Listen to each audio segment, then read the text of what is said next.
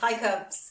So we're going to make some scones. Hope you're all ready. Have you got your ingredients? Okay, let's just go over what you need.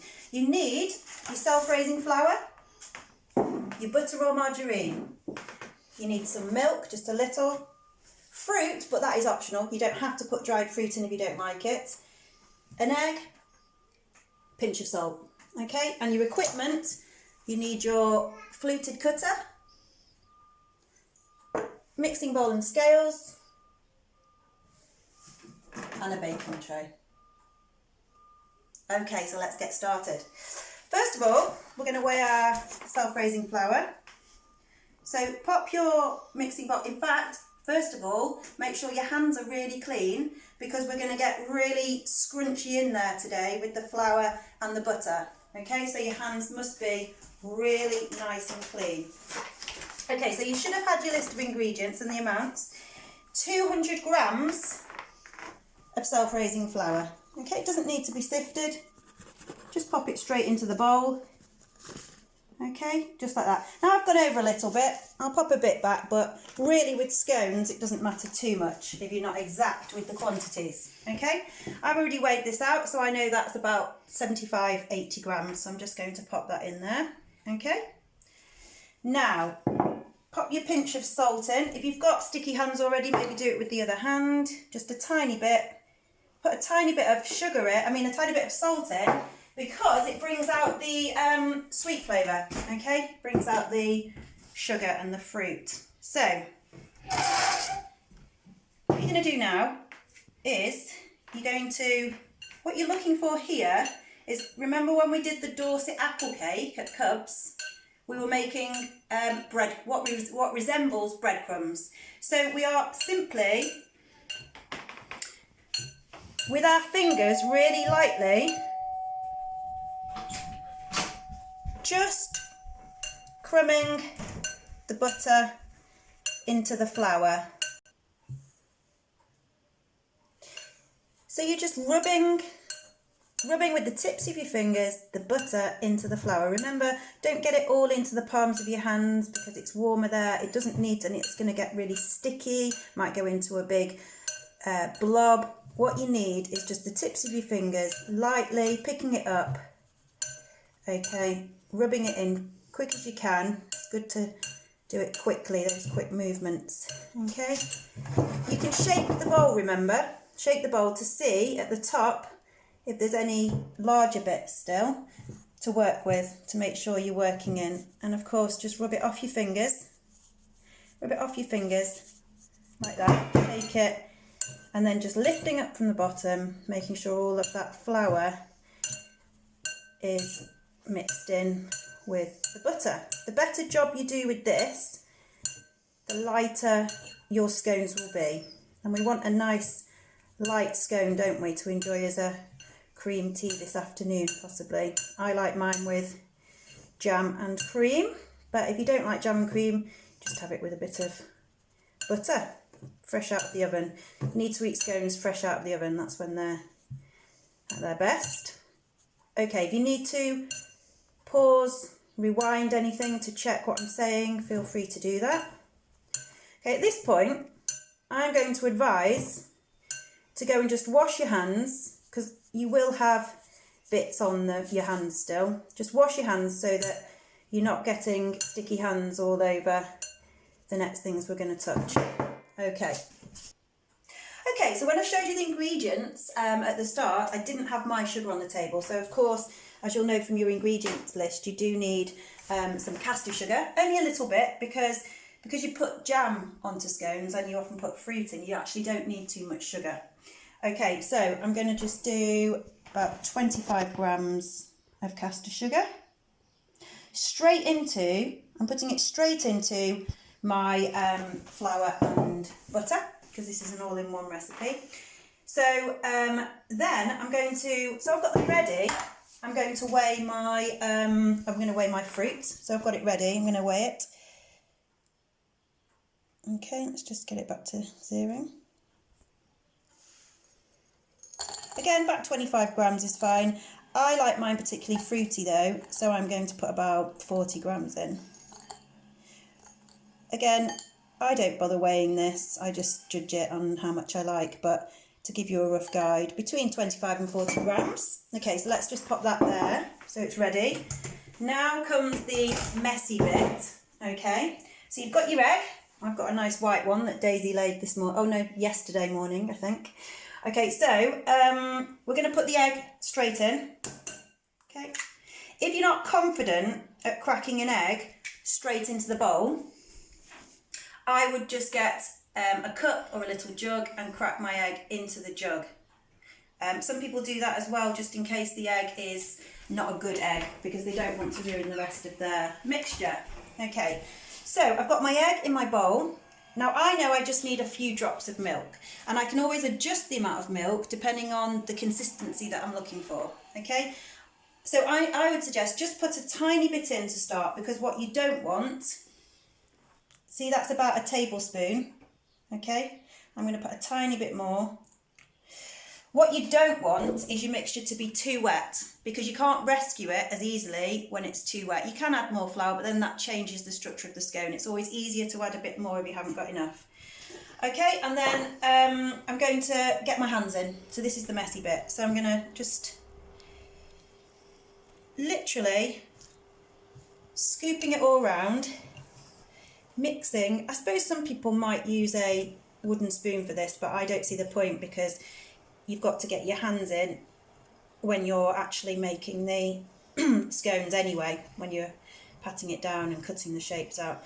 Okay, so another thing just to think about is I've made sure that this table is very, very clean, because I'm going to put my mixture onto it. So do make sure you've wiped over your table well first before you start. Now, can you see, I know that that is going to be very, very slightly too dry. Okay, make sure you're just wiping off your fingers as you go, because the moisture collects around there, so you just get that really into the mix to check. But I can tell that I'm going to need, well, maybe not actually, now I've got that off my fingers. No, I don't need any more milk. See, I had to just think about it then. That is the consistency I'm looking for. Now, with scones are like pastry. The more you work the pastry or the scones, the tougher they are. So literally all I do there, all I am doing is getting it into a lump altogether. As soon as it's at that point, as soon as it's combined, I stop touching it as much as possible. You want to touch the mixture as little as possible, okay? So now I'm going to get a little bit of my flour. And first I'm going to just dust my baking sheet. I do this from a slight height, try not to get it everywhere. Okay, I just dust it so that my scones don't stick. And then of course I dust my table. Okay, dust my table. Just realised I've not actually put my fruit in. So I'm just going to pop that in now. You could have put it in slightly earlier than me, obviously, because I put it in the end, but don't put it in until you've started combining your mixture, okay? Because it's easier to combine without the fruit in it. Okay, and the fruit just needs to kind of just, it doesn't matter if it's not fully inside the mixture, as long as it's just there. Okay, so you can see there I've just got my scone mixture and I've simply patted it down. That's all I've done. I'm not rolling it out. I'm not working it too much. I've simply patted it down. If you want to, you can turn it over just to check it's not sticking to the table. Okay.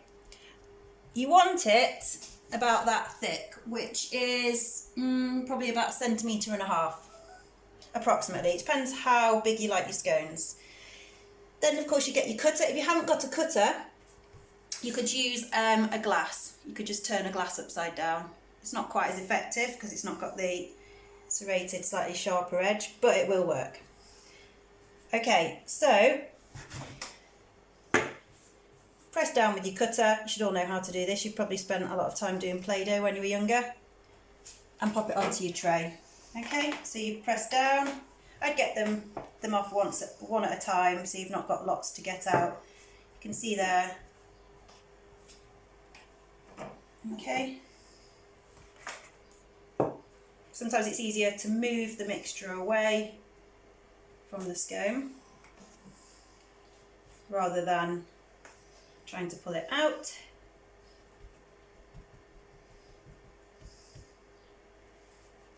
Okay, depending on how big you make your scones, these will be a good size, mine, because I don't like a small scone. Depending on how big you like your scones, you'll get 5 or 6 out of this, so just perfect for one for everyone in your family.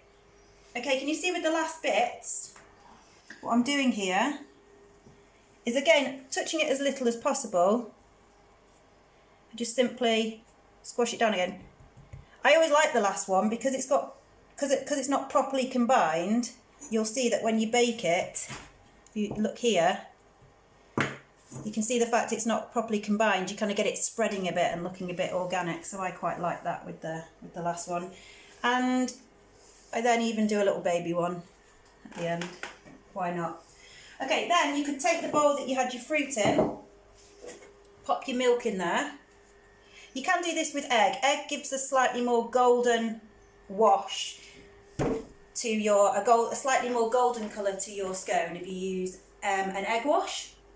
I use milk because I use a whole egg for my scone recipe, and I don't want to crack another egg just for the wash. The wash is what you call it, because you're washing over the top of the scone. Okay, if you've got one, you can then use your, it's called a pastry brush. Okay, pastry brush. Simply use that to coat the top of your scones. To be honest though, if you don't have one, I'll show you what I often do because it's quicker. I simply use my fingers, okay? I dip them in. You could have washed your hands at this point to get rid of the mixture. I don't bother because I'm just tapping them again. So look, your fingers work fine. Just a light tap, gently moving the milk around. And milk, for me, I find that milk still gives a really nice golden colour,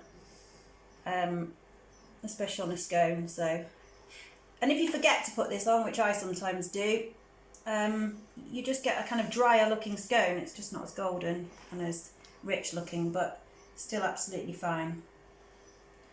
Okay, one other thing I didn't mention at the start was, of course, you need to put your oven on. So your oven needs to go on before you start baking. And it needs to go on to 200 degrees. And these need to be baked in the centre or slightly above the centre of the oven. And depending on how big they are, they will take between anything between 12 and 15 minutes. So do put a timer on. Mine will probably take, I don't know, 13, 14 minutes, I'd say, because they're on the slightly bigger side. What I would also say is check, you can always check them. I would also check whether you've got a fan assisted oven because they bake slightly hotter. Also on the oven, make sure that you're getting your parents to put the oven on, obviously, and do get your parents to help you or put them in the oven for you, okay? And also getting out of the oven. So I'm going to put them in, we're going to pause it, and then I will show you mine coming out so you can see what they should look like. Okay.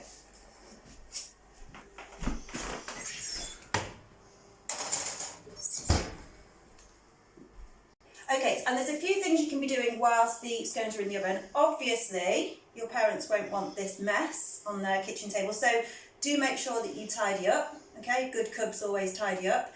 And then I've done a few baking related anagrams if you fancy having a go at these. So you'll have to write them down as they are. So you could pause the video, write them out as they are, and then use the space next to them to work them out. These are all types of cake, okay?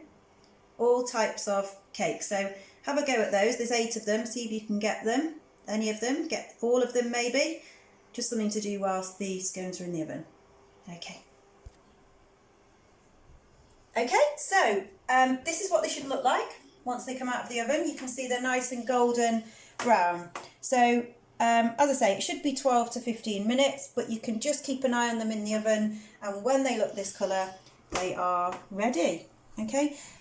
And then you want to get a nice wooden spatula, because we're getting them off a metal baking tray. So get yourself a wooden spatula, and then either with an oven glove or a tea towel, because this is hot, you need to just gently, see how easily that's going to come off, okay? Gently get your spatula underneath, or if they're easily coming off, I use my fingers because I've got, I've been baking so long that, I can take the heat, but I would just maybe leave them for a few moments to cool slightly before you do this, if you're going to use your fingers like me.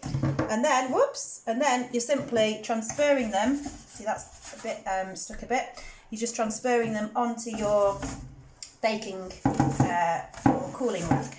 See, that one's a bit stuck because sometimes the milk just sticks, it welds it to the baking tray. Okay, so then use my finger again, pop it over, okay, get right underneath it. Sometimes you don't need your finger at all.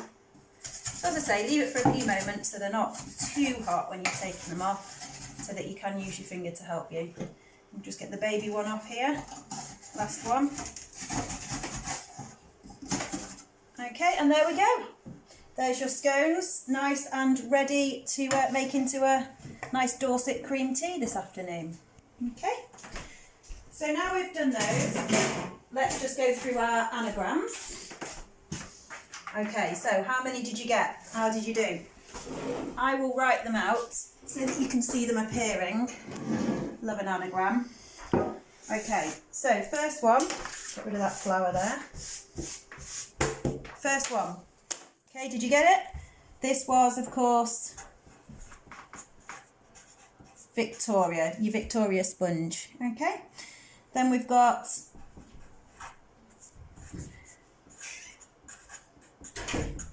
chocolate, nice chocolate cake. Certainly my kid's favourite.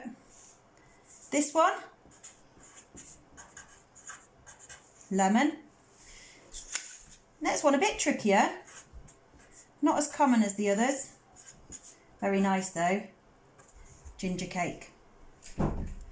Next one of my favourites, especially if it has walnuts in it as well. Coffee cake. And then we've got your traditional fruit cake. You might have for Christmas, for example. This one, bit trickier. Did anyone get this one?